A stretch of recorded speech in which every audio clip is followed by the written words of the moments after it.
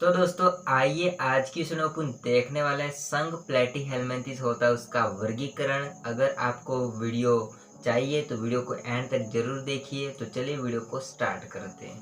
तो यहाँ पर देखना है अपन को कि प्लेटीहेल्मिन्थेस होते हैं उसको जब वर्गीकरण करते हैं तो भाई साहब जो वर्गीकरण करते हैं उसका आधार क्या है, मतलब किसके आधार पर इसको वर्गीकरण करते हैं। तो देखिए संघ प्लेटीहेल्मिन्थेस होता है उसको जीवन विधि और स्वभाव के आधार पर, किसके आधार पर, जीवन विधि और या वह स्वभाव के आधार पर, के आधार पर इसको 3 वर्ग में विभाजित किया गया है।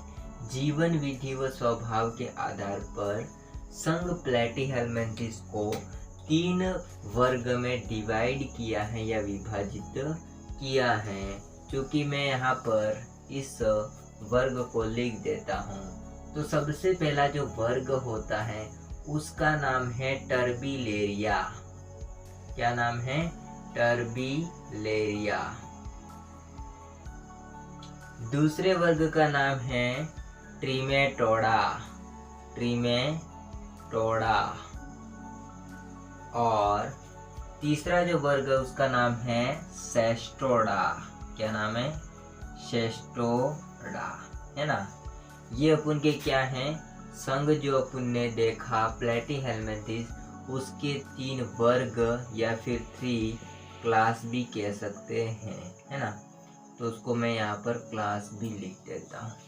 तो अपन को समझना है टर्बिलेरिया, ट्रिमेटोडा, सेस्टोडा जो क्लास होती है उसमें एग्जाम्पल कौन से आते हैं और क्या क्या उसका नाम होते हैं ना, उसको किस किस के नाम से जाना जाता है। तो देखिए अपन इससे एग्जाम्पल लेने से पहले अपन क्या करते हैं, जो टर्बिलेरिया के प्राणी होते हैं वो कहाँ रहते हैं यानी कि इसका आवास देख लेते हैं। तो वर्ग अपन का कौन सा है? टर्बिलेरिया। तो उसका अपन आवास देख लेते हैं। अब आवास की बात करते हैं तो ये तो भाई साहब एक तो जल में रहते हैं यानी कि जलीय होते हैं। देखिए अगर अपन संघ प्लेटीहेल्मिन्थेस का आवास सारा डिटेल अपन देखेंगे तो इसका वीडियो में बना चुका, हालांकि इसका लिंक आपको ऊपर आई बटन में फिर नीचे डिस्क्रिप्शन में मिल जाएगा। प्लेटीहेल्मिन्थेस उसके सामान्य लक्षण में सारा कुछ बता दिया था, है ना। अब यहाँ पर क्लासिफिकेशन के लिए क्लास में थोड़ा थोड़ा अपन आवास के बारे में देख लेते हैं। जल में रहते हैं प्लस रात्रिचर होते हैं। कैसा होते हैं? रात्रिचर जीव होते हैं। मतलब टर्बिलेरिया के अंतर्गत जो भी जीव आता है वो रात्रिचर जीव होता है, रात में घूमता रहता है ना। अब अपन समझते हैं ट्रिमेटोडा में। तो देखिए सिंपल इसमें है, एक तो जल में रहते हैं यानी कि जलीय होते हैं, प्लस ये परजीवी होते हैं। कैसा होते हैं? परजीवी होते हैं। वही बात इसमें आ जाती है, जलीय होते हैं और परजीवी होते हैं। अगर अपन देखते हैं ना तो ये परजीवी के रूप में मिलेंगे प्लस जल में मिलेंगे, है ना। अब अपन समझते हैं एग्जाम्पल। टर्बिलेरिया जो होता है उसमें अपन एग्जाम्पल की बात करते हैं तो उसमें एग्जाम्पल आता है प्लेनेरिया। कौन सा आता है? प्लेनेरिया, है ना, रिया, प्लेनेरिया। अब प्लेनेरिया का एक दूसरा नाम होता है या फिर इसको अपन कह सकते हैं डुगेसिया। क्या कहते हैं? डुगेसिया, है ना, डुगेसिया। या फिर इसको अपन क्या कह सकते हैं? Simple planaria. इसके बाद आगे एग्जाम्पल अपन देखते हैं तो आगे एग्जाम्पल हो जाता है मैक्रोस्टोमम। क्या हो जाता है? मैक्रोस्टोमम। मैक्रोस्टोमम जो होता है उसकी बात करते हैं तो इसको अपन कहते हैं हाइड्रा जो होता है उसका शत्रु, है ना। हाइड्रा को जहां पर देखेगा तो ये क्या कर देगा? लड़ाई शुरू कर देगा, है ना। हाइड्रा का शत्रु कहा जाता है मैक्रोस्टोमम को। इसके बाद आगे एग्जाम्पल देखते हैं माइक्रोस्टोमम। कौन सा स्टोमम? माइक्रो। देखो माइक्रो का मतलब होता है छोटा, सॉरी माइक्रोस्टोमम, और मैक्रो का मतलब क्या होता है? बड़ा। तो माइक्रोस्टोमम।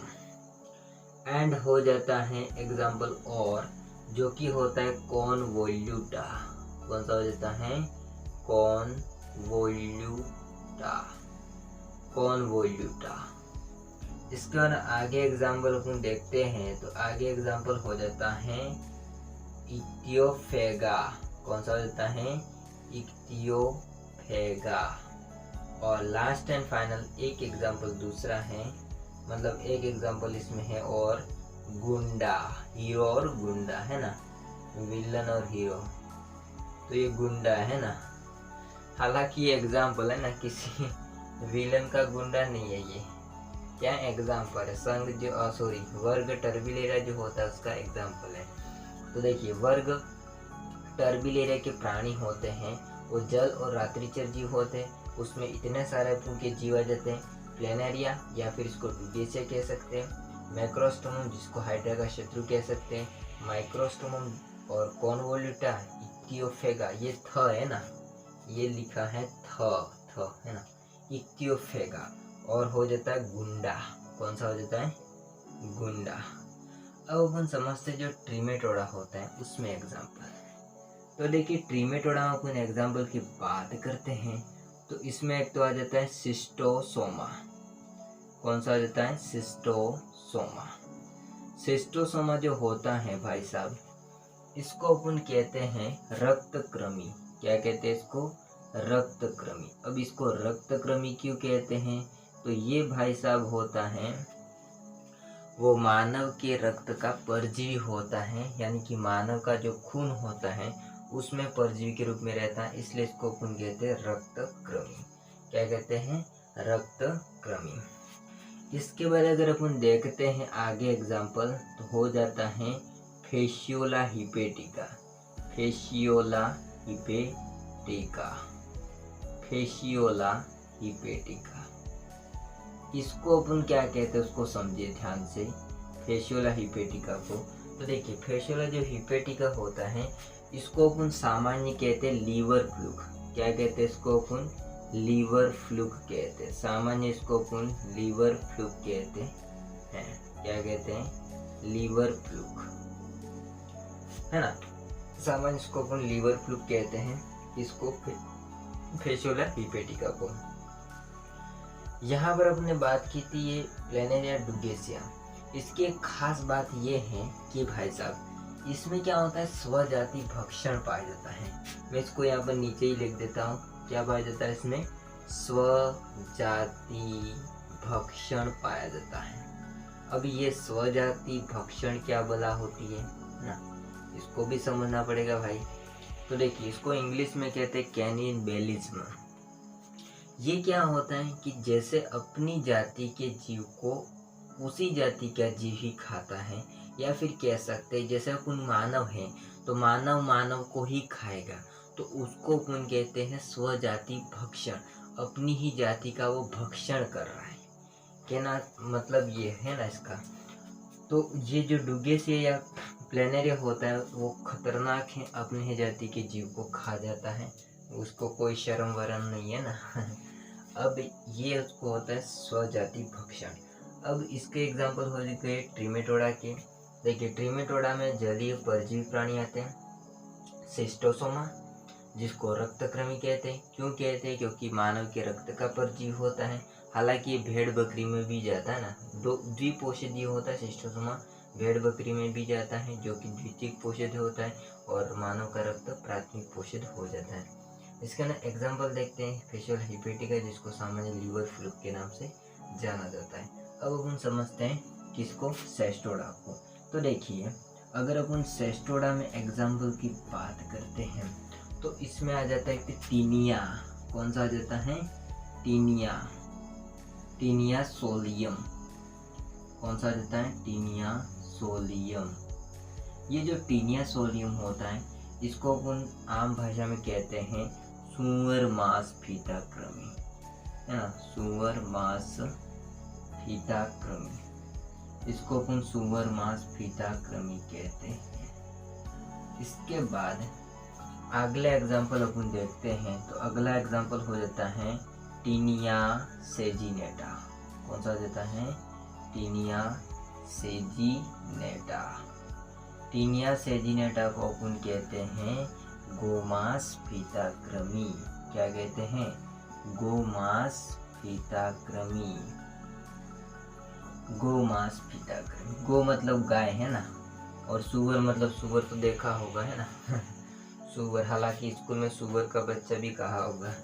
तो देखिए आगे एग्जाम्पल हो जाता है इकाइनोकोकस। इकाइनोकोकस इसको अपन क्या कहते हैं? तो देखिए इकाइनोकोकस, कोकस को करता है ना, कोकस मतलब कौ कौ करता है। कौन करता है? कुत्ता, है ना। तो इसलिए इसको अपन कहते हैं कुत्ता कृमि। क्या कहते हैं इसको? कुत्ता कृमि। इसको अपन कुत्ता कृमि कहते हैं। तो इतने एग्जाम्पल हो जाते हैं सेस्टोडा के। सेस्टोडा की बात करते हैं, जलीय प्लस परजीवी टीनिया सोलियम जिसको सुअर मांस फीताकृमि कहते हैं, टीनिया सेजिनेटा जिसको गो मांस फीताकृमि कहते हैं, इकाइनोकोकस जिसको कुत्ता कृमि के नाम से जाना जाता है। तो ये सारे अपन के थे प्लेटीहेल्मिन्थेस का क्लासिफिकेशन, प्लस इसका अपन ने क्या कर दिया, एग्जाम्पल के साथ समझ लिया। सो आई होप को ये सारा समझ में आ गया होगा, और कुछ डाउट हो तो कमेंट करके ज़रूर पूछ सकते हैं आप, और इसका भी स्क्रीनशॉट ले लीजिए। तो मिलते हैं नेक्स्ट वीडियो में।